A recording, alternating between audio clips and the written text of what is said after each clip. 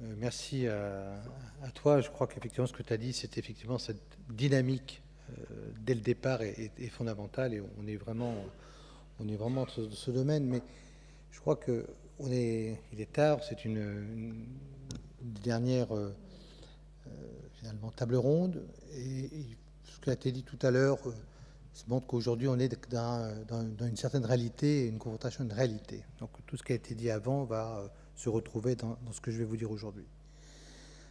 Si on prend la carrière et le manque d'attractivité pour les HU, si je peux voir là, c'est moi qui peut poser la problématique de différentes façons en disant que pour notre génération, je dis pour notre génération, et je pense qu'effectivement François René montrera quelques exemples montrant que les plus jeunes ne pensent pas comme ça, il y avait un prestige à entrer dans la carrière hospitalo-universitaire, à être professeur, faire partie d'une certaine élite, finalement, il faut le reconnaître, une certaine satisfaction d'être dans une élite hospitalo-universitaire, après un parcours de formation qui flatte quand même très fortement l'ego, qui amène à faire une carrière avec derrière de la recherche, partir à l'étranger, également combiner de façon, à un moment donné dans sa vie, soins, enseignement et recherche. Donc avoir un sentiment à un moment donné de dominer finalement ce parcours. C'est en tout cas une façon de penser au départ. Et puis quand même, l'attractivité très forte du CHU, qu'il avait, je dirais, mais qu'il a toujours, avec un environnement qui est exceptionnel. Donc on voit toujours le verre à moitié vide, le verre est quand même à moitié plein. En particulier, c'est quand même très spécialisé, d'ailleurs ça peut être un des problèmes d'ailleurs aujourd'hui dans le questionnement.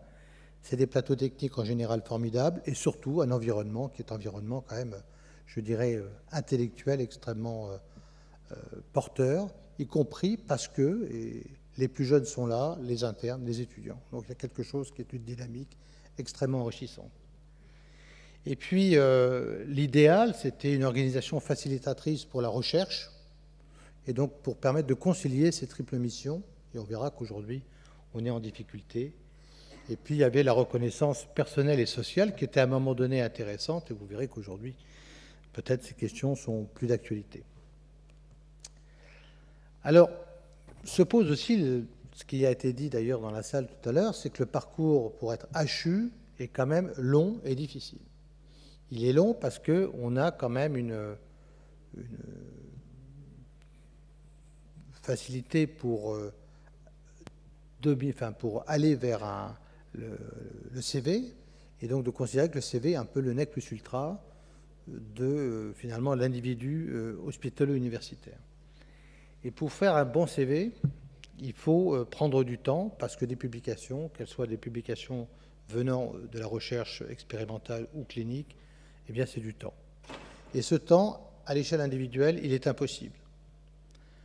Donc, dans le contexte HU, il faut être dans une équipe, et dans une équipe qui est déjà extrêmement dynamique. Et ça, probablement, les plus jeunes aujourd'hui ont du mal à se situer, sauf s'ils sont très encadrés dans une équipe très dynamique qui va leur permettre justement de dégager des plages de recherche, et donc avec un partage des tâches, enseignement, soins, et donc on est plutôt vers des grosses équipes, comme ce qui a été dit. Et puis, cette accumulation des missions, eh bien, elle va changer tout au long de la vie. C'est-à-dire que la recherche, on la fait plutôt quand on est jeune, et progressivement, on s'oriente vers des carrières, je dirais, plus administratives, ou plus soins d'ailleurs, ou plus enseignement. Et dans cette réflexion, eh bien, il faut reconnaître que le statut HU n'est pas un statut très facilitateur, car il reste quand même très dominé par une évaluation, d'ailleurs qui n'est pas très bien faite, d'ailleurs, pas du tout, même en général, de l'individu sur ses capacités à publier encore tout au long de sa vie. Quant à la reconnaissance sociale et du salaire, aujourd'hui, vous savez que le privé offre beaucoup plus, et non seulement le privé offre beaucoup plus, mais le privé offre également, en tout cas en théorie, la possibilité de faire de la recherche aux plus jeunes, avec d'ailleurs des éléments de facilitation qu'on pourra discuter. Alors, le modèle HU, aujourd'hui, n'existe que dans des grosses équipes. Et ça met en difficulté un certain nombre de CHU, un certain nombre dans le territoire, qui n'ont pas aujourd'hui l'attractivité suffisante, en tout cas si on veut être extrêmement de balayer toutes les disciplines, pour recruter même et former leurs plus jeunes. Et ça, c'est une réalité à laquelle on est confronté.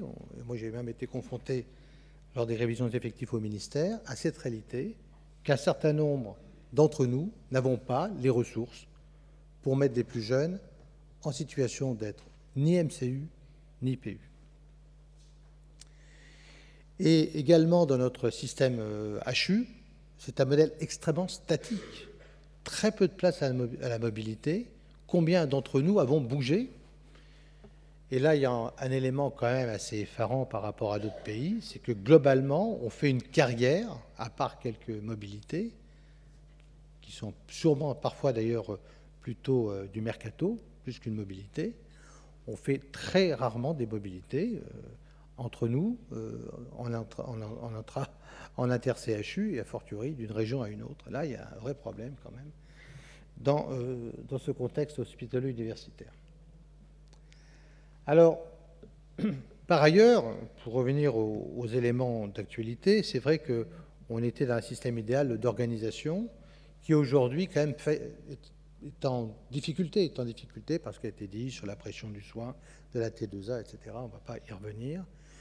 Et on voit bien que ce système d'efficience, en fait, qui aujourd'hui a été la conduite de beaucoup de directeurs de CHU, est un modèle qui ne peut plus exister. On ne peut plus aujourd'hui parler, bien sûr, d'efficience. Elle est aujourd'hui en essence dans l'hôpital. Mais elle ne peut plus être le gold standard du discours d'un directeur de CHU, ni d'ailleurs de l'ensemble d'un directoire. Il faut une vision, et on a vu que cette vision, elle était d'abord dans le CHU, avec des choix à faire, des choix hospitalo-universitaires. Elle est également, au niveau maintenant du territoire, dans une vision beaucoup plus globale de fédération de CHU. Et cet élément de réseau fait partie aujourd'hui d'un élément qui peut participer à l'attractivité des plus jeunes.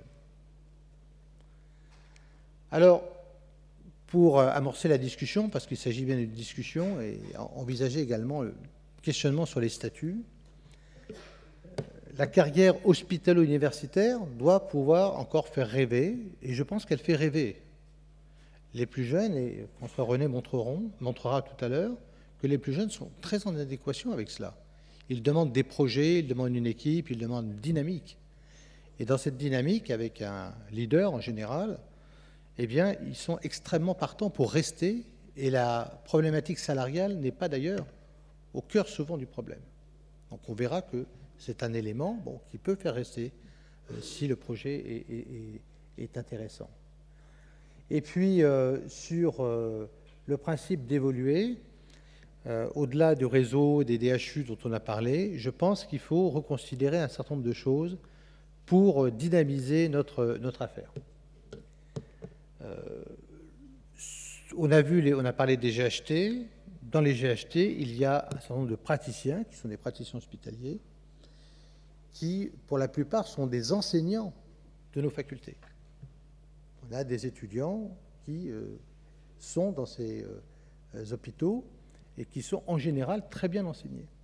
Et les PH qui les encadrent n'ont pas plus de statut qu'un autre PH. Donc là, il y a un élément de déséquilibre probable, et c'est vrai également dans les CHU. Donc je pense qu'il y a une réflexion aujourd'hui dans cette finalement binarité entre le PU-PH et le PH, de considérer qu'il faut des ponts quand même entre les deux statuts, et surtout peut-être à un moment donné une révision au fur et à mesure de la carrière du statut. Un autre élément qui me paraît important, c'est que pour les plus jeunes, dont on a parlé, avec cette espèce de carotte, bien sûr, mais avec un cahier des charges qui parfois est extrêmement inquiétant, de donner finalement un joker, et de proposer sur un contrat, qui est un contrat qui peut être un contrat d'enseignement, un contrat de recherche, un contrat sur une plateforme de simulation, un contrat au risque. Un exemple, j'ai vu une jeune PH qui a fait Centrale. Elle a passé 3 ans à l'école centrale. PH extrêmement intéressante dans le domaine de la santé numérique. Je lui ai proposé, parce qu'elle n'a pas encore le CV, un poste de professeur associé immédiatement, avec un relais vers un poste universitaire de PUPH probablement. Ce statut, il existe. Je pense qu'il faut le formaliser et parler de professeur assistant. C'était dans un rapport, d'ailleurs, il y a quelques années, vous l'avez vu, le rapport Gaillard, de professeur assistant contractuel, un statut de PUPH. Et je pense que ça peut être quelque chose d'intéressant. De même pour les PH, et ça peut être d'ailleurs dans des hôpitaux d'un GHT. Des postes de PH, je pense qu'il faut les valoriser. On verra, on va discuter parce que tout n'est pas simple non plus. Il ne faut pas non plus forcément bousculer aujourd'hui, parce que je crois que personne n'est prêt forcément à bousculer tout le système. En tout cas, je crois qu'il faut amorcer des ponts. Peut-être le mot PHU est un mot qui existe pour normalement une carrière hospitalo-universitaire, mais parfois des PHU deviennent des PH.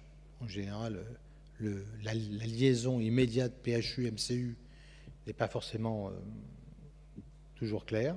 On voit qu'on a parfois des échecs. Le statut de PH enseignant peut être considéré. Il peut y avoir aussi également un sens à définir ce statut pour des PH qui sont très impliqués dans l'enseignement, et puis probablement développer des ajouts universitaires, peut-être d'une autre manière, à des PH au CHU ou extra-CHU. Je pense qu'il faut réviser le statut. Peut-être, là encore, avec des questionnements qui sont des questionnements métaphysiques et existentiels pour les uns et les autres.